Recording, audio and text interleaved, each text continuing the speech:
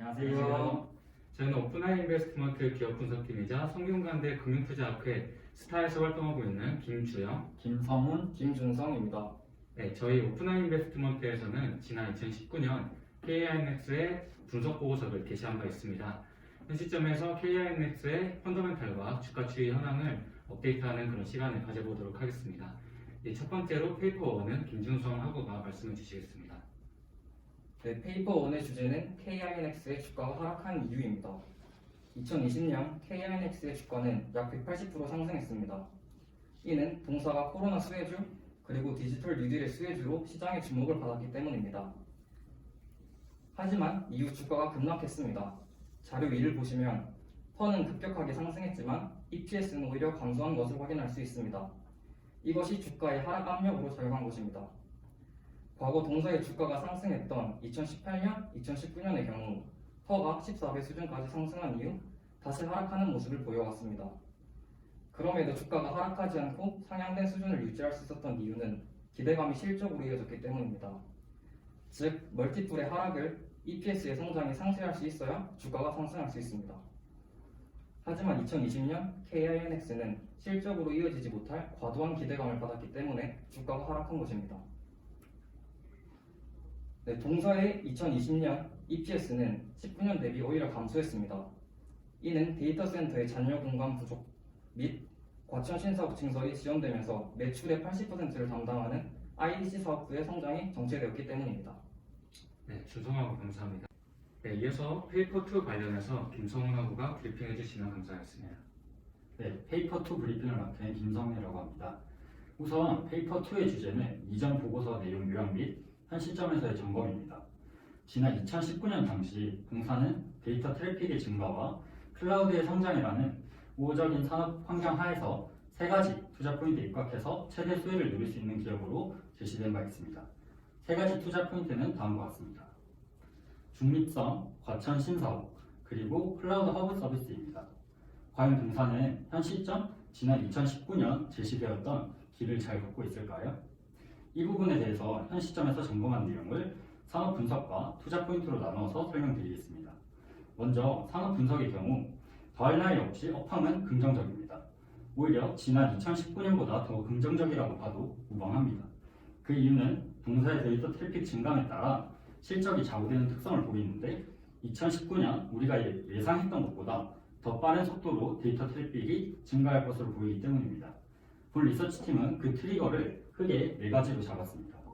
그중 첫 번째는 단연 코로나19입니다. 코로나19는 지구를 공포에 떨게 하면서도 4차 산업혁명으로 대변되었던 사물 인터넷 그리고 빅데이터의 기반이 되는 클라우드의 기술 발전을 이끌었습니다.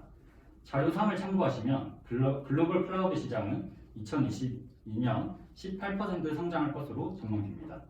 이처럼 4차 산업혁명이 진행되면 될수록 데이터 트래픽의 증가는 필연적입니다. 네, 두 번째는 한국판 뉴딜, 그 중에서도 디지털 뉴딜의 진행입니다. 물론 내년에 정권이 교체될 가능성도 존재하지만 디지털 뉴딜의 기본 물자인 디지털 사회로의 전환은 계속해서 유지될 것입니다. 여기서 뒤처진다면 글로벌 패권 경쟁에서 밀릴 것임이 분명하기 때문입니다. 본 리서치팀은 여당이든 야당이든 해당 분야에 대한 투자를 낮출 수는 없을 것이라고 전망합니다. 세 번째는 글로벌 OTT의 K 콘텐츠에 대한 투자입니다. 올 한 해 오징어 게임이라는 작품이 세계에 끼친 영향은 상당했습니다. 이를 필두로 디즈니 플러스, 애플 TV와 같은 글로벌 OTT들의 국내 진출은 본격화되었고 세계 1위 넷플릭스의 경우 해당 지위를 유지하기 위해서 투자를 더 늘리게 될 것입니다. 마지막으로 메타버스 사회의 구현입니다. 이상이라고 여겨지던 메타버스 사회는 이제 현실이 되어가고 있습니다. 현재 데이터 센터 기반으로는 절대 메타버스 세계를 제대로 구현해낼 수 없습니다. 이에 따른 데이터 센터의 증설은 필연적이라고 볼 수 있습니다. 이처럼 동시다발적인 그리고 필연적인 이유로 데이터 트래픽은 이전에 비해 급속도로 증가할 것임이 분명합니다. 앞으로 이 속도는 지금보다 더 빠른 속도로 증가할 것이라고 본 리서치팀은 생각하고 있습니다. 동사가 처해있는 산업 업황은 이처럼 상당히 맑습니다. 다만 동사의 행보는 조금 아쉽습니다. 앞서 언급드렸던 세 가지 투자 포인트 내용을 입각해서 말씀드리자면 먼저 동사의 중립성의 경우에는 여전히 유효한 투자 포인트가 될 수 있을 것 같습니다. 하지만 나머지 두 가지 가천 신사업과 클라우드 허브 서비스 같은 경우는 지난 2019년 기대치에 못 미치는 것이 사실입니다. 우선 2022년 완공이 모두 완료될 것으로 예상되었던 과천 신사업의 경우 해당 부지에 대한 토지 수용이 주민 보상 관련 문제로 지연되면서 아직까지도 착공에 들어가지 못하고 있는 상황입니다. 본 리서치팀이 파악한 바에 따르면 토지 수용 문제는 이제 모두 해결되었으며 올해 말 착공 절차를 모두 마무리하고 내년 초 본격적으로 착공에 들어갈 것이라고 합니다. 내년 초 착공이 예정대로 진행된다면 2024년 상반기에 오픈이 진행될 것으로 보입니다. 다음으로는 클라우드 허브 서비스입니다. 자료 6번을 참고하시면 동사는 지난 2019년 이후로 20년 구글, 21년 NHN의 클라우드 서비스를 도입에 성공하였습니다. 이를 바탕으로 지난 2년간 118%의 가공할 빠른 성장세를 보이고 있습니다. 하지만 이는 워낙 기저가 작았기 때문입니다.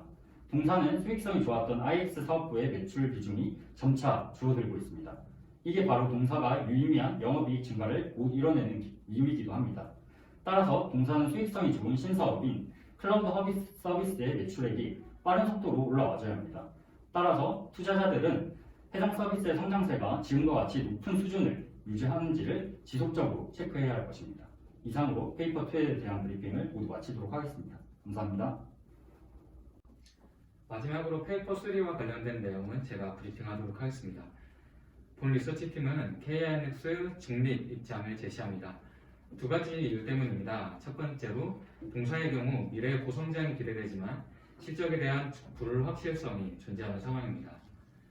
두 번째로는 멀티플이 16배 정도로 과거 대비 높은 수준이기 때문에 신규로 진입하기에는 부담이 큰 자리라고 생각을 했습니다. 추후에 멀티플 하락으로 퍼밴드 단기적인 하단인 12배 근접한다면 저희 오픈아이 인베스트먼트에서 매수 시점을 알려드리도록 하겠습니다. 향후 기대되는 핵심 모멘텀은 과천 신사업 증설입니다. IX 사업부의 경우 MSO 고객사의 이탈 및 그리고 타 사업부의 성장으로 매출 비중이 꾸준하게 감소하고 있습니다. 앞으로도 해당 리스크가 존재한다는 점에서 향후 동사의 성장 동력은 IDC 사업부가 될 것입니다. IDC 사업부의 실적 성장을 위해서는 과천 신사업 증설이 필수적입니다. 본 리서치팀은 24년 증설이 완료된 후 그리고 동사의 매출이 약 2.3배 정도 증가할 수 있을 것이라 전망하고 있습니다.